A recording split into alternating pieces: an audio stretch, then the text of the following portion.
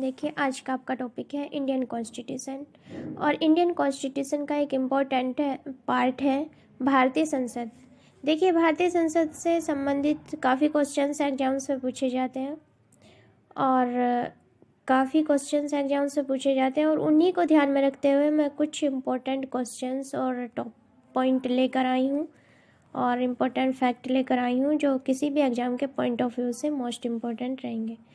First देखिए, भारत की संघीय व्यवस्थापिका को किस नाम से जाना जाता है? आंसर हो जाएगा संसद। देखिए भारत की संघीय व्यवस्थापिका को संसद के नाम से जाना जाता है। नेक्स्ट पॉइंट है, भारतीय संसद के कितने सदन हैं? आंसर हो जाएगा 2, राज्यसभा और लोकसभा। देखिए भारतीय संसद के 2 सदन हैं, राज्यसभा और लोकसभा। नेक्स्ट, संसद के किस सदन को प्रतिनिधि सभा का भी कहा जाता है? आंसर हो जाएगा लोकसभा को। देखिए संसद के लोकसभा सदन को प्रतिनिधि सभा भी कहा जाता है। नेक्स्ट पॉइंट है, संसद का लोकप्रिय सदन कौन सा है? देखिए संसद का जो लोकप्रिय सदन है वह है लोकसभा। नेक्स्ट, संसद का स्थायी सदन कौन सा है? आंसर हो जाएगा राज्यसभा। देखिए संसद का स्थायी सदन राज्यसभा है। देखिए राज्यसभा को उच्च सदन बोला जाता है और लोकसभा को निम्न सदन बोला जाता है और राज्यसभा को स्थायी सदन भी बोला जाता है। नेक्स्ट क्वेश्चन है, भारतीय संसद बनती है किस किस को मिलाकर बनती है? लोकसभा, राज्यसभा एवं राष्ट्रपति के द्वारा। यानी कि जो भारतीय संसद बनती है तीनों को मिलाकर बनती है, लोकसभा, राज्यसभा एवं राष्ट्रपति के द्वारा। नेक्स्ट पॉइंट है, कौन सा प्रावधान भारतीय संविधान के अंतर्गत संसद के सदस्यों के विशेषाधिकारों तथा उन्मुक्तियों को निर्धारित करता है? देखिए इंडियन कॉन्स्टिट्यूशन का कौन सा आर्टिकल ऐसा है जो भारतीय संविधान के अंतर्गत संसद के सदस्यों के विशेषाधिकारों तथा उन्मुक्तियों को निर्धारित करता है? आंसर हो जाएगा आर्टिकल 105 यानी कि अनुच्छेद 105। अनुच्छेद 105 संसद के सदस्यों के विशेषाधिकारों तथा उन्मुक्तियों को निर्धारित करता है। नेक्स्ट पॉइंट है, भारतीय संसद के कितने अंग हैं? आंसर हो जाएगा 3। देखिए अभी बताया था मैंने भारतीय संसद किस किस से मिलकर बनती है? लोकसभा, राज्यसभा और राष्ट्रपति के द्वारा। तो यही तीनों अंग हैं भारतीय संसद के। नेक्स्ट पॉइंट देखिए, भारतीय संविधान के किस अनुच्छेद में कहा गया है कि संघ के लिए एक संसद होगी जो राष्ट्रपति और 2 सदनों से मिलकर बनेगी? ये कहा गया है अनुच्छेद मतलब आर्टिकल 79 में। देखिए भारतीय संविधान के आर्टिकल 79 में कहा गया है कि संघ के लिए एक संसद होगी जो राष्ट्रपति और 2 सदनों से मिलकर बनेगी। नेक्स्ट पॉइंट है, संसद का निम्न सदन एवं उच्च सदन क्रम से कौन सा है? अभी बताया था मैंने। देखिए संसद का निम्न सदन है लोकसभा और उच्च सदन है राज्यसभा। ये याद रखना है, ये भी क्वेश्चन पूछा जाता है एग्जाम से। नेक्स्ट है, संसद को भंग करने के लिए कौन सक्षम है? आंसर हो जाएगा राष्ट्रपति। देखिए राष्ट्रपति ही एक ऐसा वो है पदाधिकारी की जो संसद को भंग कर सकता है। नेक्स्ट, संसद के 2 क्रमिक अधिवेशनों के बीच अधिकतम कितने समय अंतराल की अनुमति है? देखिए जब संसद के अधिवेशन होते हैं तो उनके बीच कितना अंतर होना चाहिए समय का? आंसर हो जाएगा 6 माह यानी कि 6 मंथ। नेक्स्ट क्वेश्चन है, भारतीय संसद के दोनों सदनों की संयुक्त बैठक किस संबंध में होती है?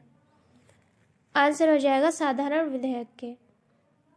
देखिए क्वेश्चन क्या है, भारतीय संसद के दोनों सदनों की संयुक्त बैठक किस संबंध में होती है? तो आंसर हो जाएगा साधारण विधेयक के। नेक्स्ट पॉइंट है,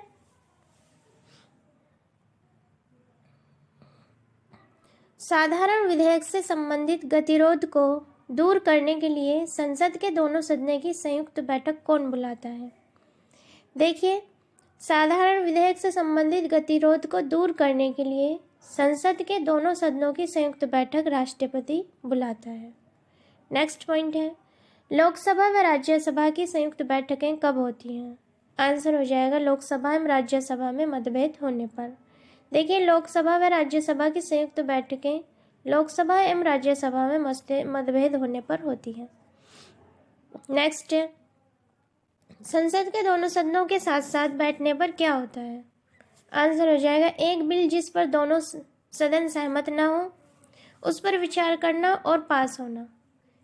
देखिए, संसद के दोनों सदनों के साथ साथ बैठने से क्या होता है? एक बिल जिस पर दोनों सहमत नहीं है उस पर विचार करते हैं और उसको पास करते हैं। नेक्स्ट पॉइंट है, जब संसद के दोनों सदनों के किसी साधारण विधेयक में मतभेद हो तो इस गतिरोध को कैसे सुलझाया जाता है? आंसर हो जाएगा दोनों सदनों की संयुक्त बैठक के द्वारा। देखिए, जब संसद के दोनों सदनों के किसी साधारण विधेयक में मतभेद हो तो इस गतिरोध को दोनों सदनों की संयुक्त बैठक के द्वारा सुलझाया जाता है। नेक्स्ट पॉइंट है, संसद की कार्यवाही सूची में प्रथम विषय होता है। देखिए, जो संसद की कार्यवाही सूची है उसमें प्रथम विषय कौन सा होता है? प्रश्नकाल। नेक्स्ट पॉइंट है, कौन सी प्रथा संसदीय प्रणाली को भारत की देन है? आंसर हो जाएगा शून्यकाल। देखिए, जो कौन सी प्रथा संसदीय प्रणाली को भारत की देन है? जो शून्यकाल की प्रथा है वो भारत संसदीय प्रणाली को भारत की देन है। ये भारत में शुरू हुई थी शून्यकाल का जो वो है ये प्रोविजन। नेक्स्ट है, संसद के किसी सदस्य की सदस्यता तब समाप्त समझी जाती है यदि वह बिना सदन को सूचित किए अनुपस्थित रहता है। आंसर हो जाएगा 60 दिन। देखिए, संसद के किसी सदस्य की सदस्यता तब समाप्त समझी जाती है यदि वह बिना सदन को सूचित किए अनुपस्थित रहता है, एब्सेंट रहता है 60 दिन। नेक्स्ट है, सांसदों के वेतन का निर्णय कौन करता है? आंसर हो जाएगा संसद। देखिए, संसद सांसदों के वेतन का निर्णय करती है कि कितना वेतन किसको देना है। नेक्स्ट पॉइंट है, संसद के कुल सदस्यों का कितना भाग वैधानिक चैम्बर की मीटिंग बुलाने के लिए आवश्यक गणपूर्ति या कोरम है? आंसर हो जाएगा 1/10। देखिए, संसद के कुल सदस्यों का कितना भाग वैधानिक चैम्बर की मीटिंग बुलाने के लिए आवश्यक गणपूर्ति या कोरम है? आंसर हो जाएगा 1/10। नेक्स्ट, संसदीय प्रणाली वाली सरकार को किस अन्य नाम से जाना जाता है? आंसर हो जाएगा संघीय सरकार। देखिए, संसदीय प्रणाली वाली सरकार को अन्य नाम से संघीय सरकार के रूप में जाना जाता है। नेक्स्ट देखिए, भारतीय संसद मिलकर निर्मित होती है। आंसर हो जाएगा क्या? देखिए, फर्स्ट करेक्ट है, सेकंड और थर्ड, 4 नहीं है तो फर्स्ट, सेकंड और थर्ड, ये ए आंसर हो जाएगा इसका। ठीक है, यानी कि राष्ट्रपति, राज्यसभा, लोकसभा को मिलकर ही निर्मित होती है संसद, उपराष्ट्रपति शामिल नहीं होता है इसमें। नेक्स्ट देखिए, नेक्स्ट है, भारतीय संसद में निम्नलिखित में से कौन शामिल है? आंसर हो जाएगा राष्ट्रपति एवं दोनों सदन, यानी कि राष्ट्रपति, राज्यसभा और लोकसभा। नेक्स्ट क्वेश्चन है, संसद के अधिकारियों में सम्मिलित है। कौन कौन सम्मिलित है? इसका आंसर क्या हो जाएगा? देखिए, इसमें आंसर हो जाएगा संसद के अधिकारियों में सम्मिलित है। आंसर हो जाएगा डी, सभी चारों। देखिए, अध्यक्ष लोकसभा, उपाध्यक्ष लोकसभा, महासचिव लोकसभा और अध्यक्ष राज्यसभा, ये चारों ही संसद के अधिकारियों में शामिल हैं। नेक्स्ट पॉइंट हो जाएगा, देखिए, अंतर्राष्ट्रीय संधियों को भारत के किसी भाग अथवा संपूर्ण भारत में लागू करने के लिए संसद कोई भी कानून बना सकती है। तो इसका आंसर क्या हो जाएगा? आंसर हो जाएगा इसका डी, बिना किसी राज्य की सहमति से। क्वेश्चन है, अंतर्राष्ट्रीय संधियों को भारत के किसी भाग अथवा संपूर्ण भारत में लागू करने के लिए संसद कोई भी कानून बना सकती है। आंसर हो जाएगा डी, बिना किसी राज्य की सहमति से। ठीक है, नेक्स्ट पॉइंट देखिए, संसद में शून्यकाल का समय है। आंसर हो जाएगा डी, दोपहर 12 बजे से अपराह 1 बजे तक संसद में शून्यकाल का समय है, 12 से 1 बजे तक। नेक्स्ट पॉइंट देखिए, राज्यसभा में धन विधेयक प्राप्त होने के कितने दिनों के अंदर इसे लोकसभा को वापस किया जाना चाहिए? आंसर हो जाएगा बी, 14 दिनों के अंदर। क्वेश्चन क्या है, राज्यसभा में धन विधेयक प्राप्त होने के कितने दिनों के अंदर इसे लोकसभा को वापस किया जाना चाहिए? तो इसका आंसर हो जाएगा बी, 14 डेज के अंदर। नेक्स्ट क्वेश्चन है, संसद के दोनों सदनों के संयुक्त अधिवेशन की अध्यक्षता कौन करता है? आंसर हो जाएगा ए, स्पीकर। देखिए, संसद के दोनों सदनों के संयुक्त अधिवेशन की अध्यक्षता स्पीकर करता है। नेक्स्ट है, निम्नलिखित में से कौन संसद के संयुक्त सत्र की अध्यक्षता करने हेतु अधिकृत है? ये लास्ट क्वेश्चन है। आंसर हो जाएगा डी, लोकसभा का अध्यक्ष।